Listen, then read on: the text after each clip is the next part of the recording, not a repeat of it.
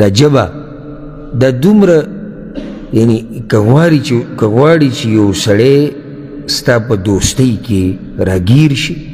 او که غواړي چې د یو سړي زړه وګټې او که غواړي چې د یو سړي توجه خپل طرف ته راواړی دا جبه په ښایسته طریقې سره استعمالوه دا ټول خلک ستا ادب او احترام کوي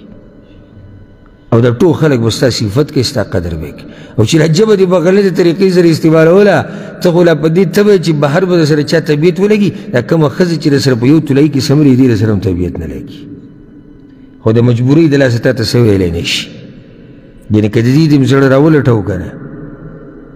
او د ورته ووایي چې نه هغه ته خاوند ته دله نه یم خو صفا خبره وکړه نو هغه وایي چې زما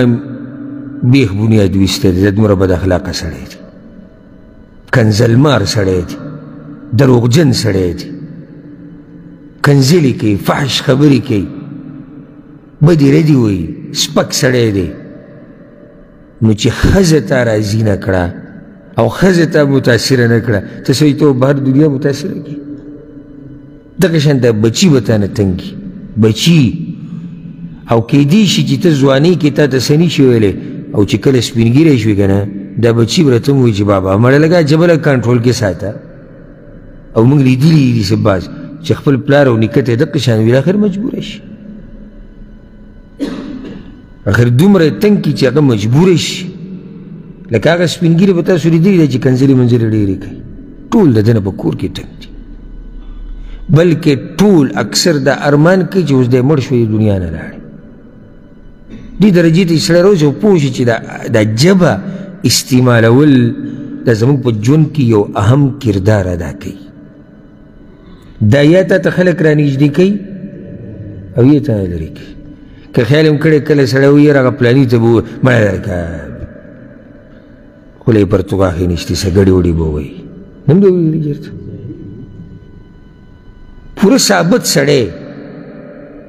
یعنی نه ولا قوم ته وکتو نه ولا قبیلې ته نه ولا رنګ ته نه ولا مال ته وایي مړه دغه مه راوله دا ګډې وډې وایي هغه وایي چې مجلس کې د یو نیم سړی چې خوله وازې کېږي وي ته به غځېږې راټولېږې به چې یا الله اوس کومه ناپټي څه به دی راولي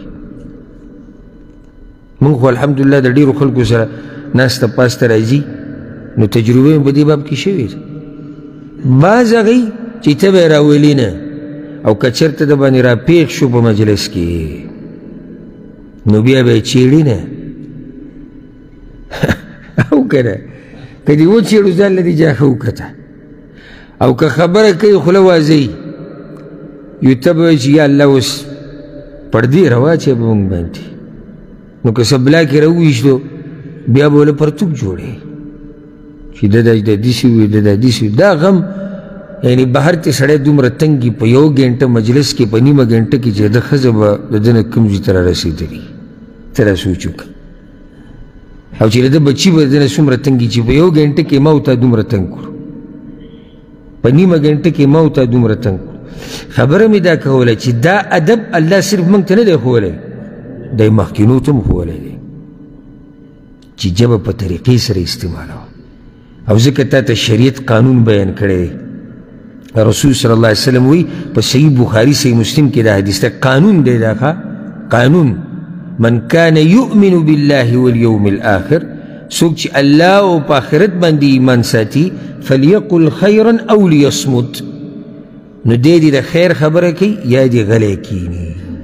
درېیمه شتي بله که تاسو ته پکې درېیمه لار معلومه یا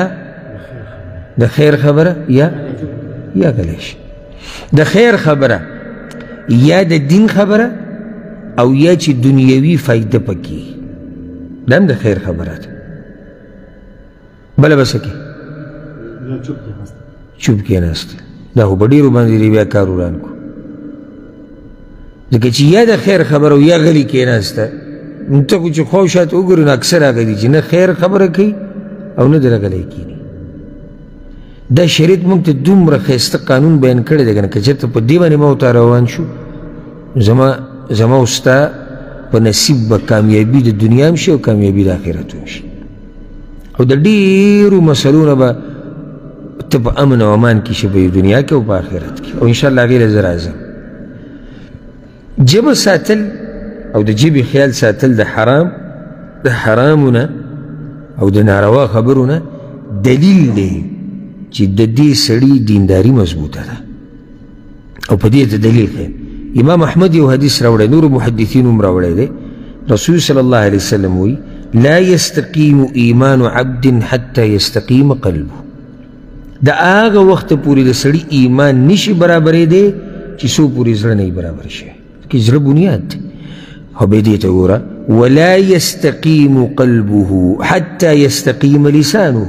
او زړه د هغه وخت پورې نه برابرېږي چې څو پورې ژبه نه برابر شي. خیال هم دې خبرې ته ایمان نه برابرېږي چې څو پورې زړه نه برابر شي، زړه نه برابرېږي چې څو پورې ژبه نه برابر شي. چې ژبه دې ګډه وډه ده، زړه دې ګډ وډ دی، چې زړه دې ګډ وډ دی ایمان دې ګډ وډ دی. او دا اندازې ته به خپله لګولی شي د خپل ایمان.